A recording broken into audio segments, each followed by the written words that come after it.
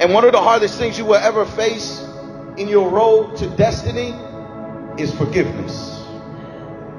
That's the hardest thing you're going to ever face, guys. Now follow me here.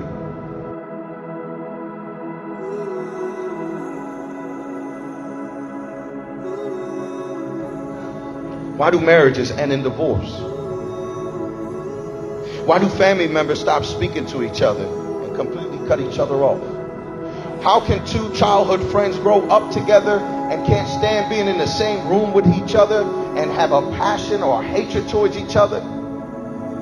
How come people leave churches and be upset and become church hurt? It's all because of offenses, guys. All because of offenses. Offenses has a toxicity to it, a pollution, if you will, that if it's not properly dealt with or expelled from the heart, it will seep down into your soul, poison your personality, and entrap your mind, your will, and your emotions. Offenses, if they're not properly dealt with, they will rob you of your peace. They will rob you of your joy. They will rob you of your faith. This is why the disciples said, increase our faith.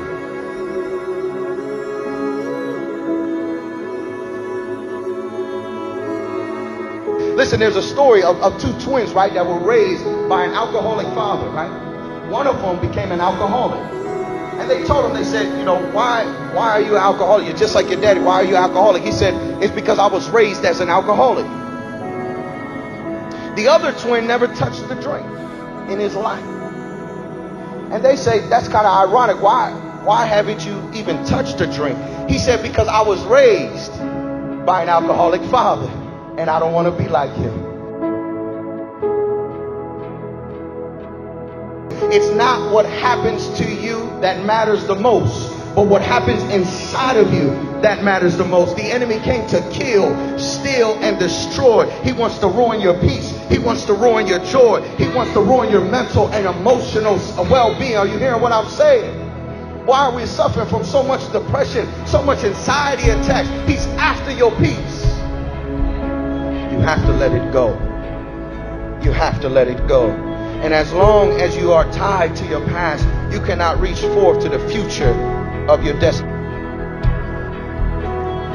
Peter asked Jesus, how many times do I forgive him if he comes to me and offends me in one day 7 times? Peter is a hypochondriac trying to find excuses for his dysfunction. Peter is trying to find an excuse why he cursed and why he cuts people's ears off. He's trying to find an excuse by blaming it on somebody else. Jesus told him, even if he comes to you 7 times and offend you, 70 times 7, you forgive him. And the disciples screamed out and they said, God, you got to increase our faith. I'm not saying what you've been through has been easy. I know. It takes supernatural power to let certain things go in your life, to let go of all the abuse and all of the confusion. Believe me, I know God knows it more than anybody. And I'm not saying what you've been through means nothing. He knows where you are. He knows about your condition. He knows who walked out of your life and who left you. He knows who rejected you, who abused you, who betrayed you, who talked about you. He knows everything. But there comes a point in your walk where you have to ask God to give you faith. Faith to let it go. Faith so I can move forward.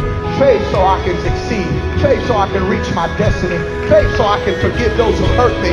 Faith to forgive my parents who betrayed me, who speak negativity over my life. Faith, God, increase my faith so I can continue to move forward.